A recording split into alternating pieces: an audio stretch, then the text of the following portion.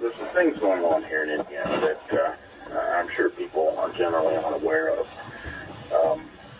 And I have some contacts, and I had made a contact with Superfaith to talk with him a little bit, but I'm not sure what happened. I think he had an ice storm down there, and I don't know if he's out of it for a while or not. Yeah, he's disappeared. No one knows what. I think he's just focusing on the family right now. But you wrote a lot of things in your email. Why don't you just go through them one at a time and break it down for us? What do you see? What's going on? About 1.5 years to 2 years ago, we started being contacted by FEMA saying, you've got to put some plans together. The first plans had to do with, the reason was avian flu. Now, I don't know. My brother's a doctor, and a couple hundred people around the world have died from bird flu. And not really a serious threat right now, unless they know something that we don't. But the point is, we were to put together a plan to vaccinate every person in the county within 48 hours. You're kidding me. Wow. And then that plan has to be practiced 2 or 3 times. I mean, literally, we've gotten every police officer we can, and buses and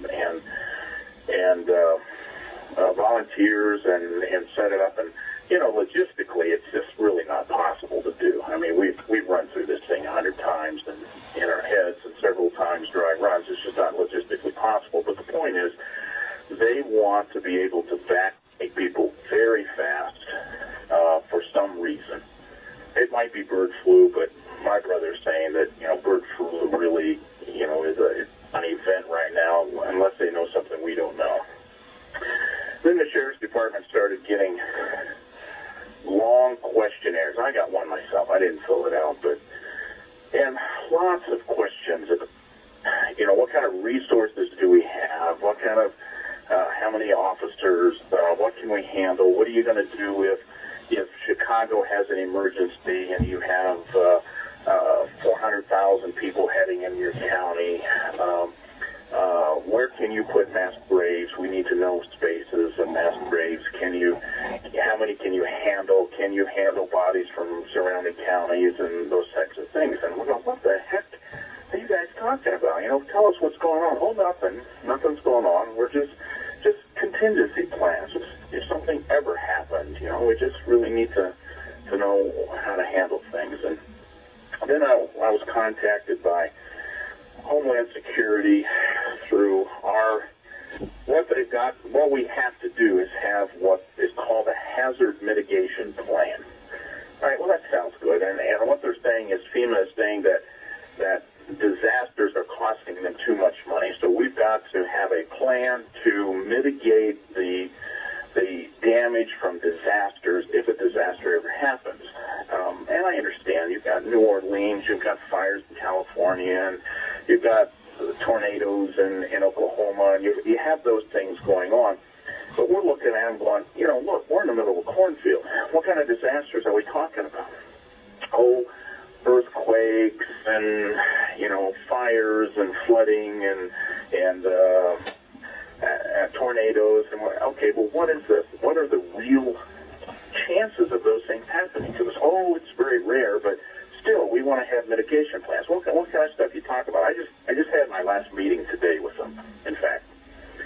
And, they're literally telling me that they want to harden our fire stations. All right, well, what do you mean by that? Well, you know how when a 747 hits, here's what he said today, when a 747 hits a nuclear reactor and just slides off of it, that kind of hardening we're talking about. What the heck? Oh, my God. Well, first off, for what reason? If a 747 lands in the middle of town, it's not worry about the whole town. Forget the fire department. Yeah. Oh, God. That's just an example. Well, hardened against water. What do you think's going to happen? Well, we think this may be high wind. Those are two different things you're talking about there. What is going on? And they're just so we've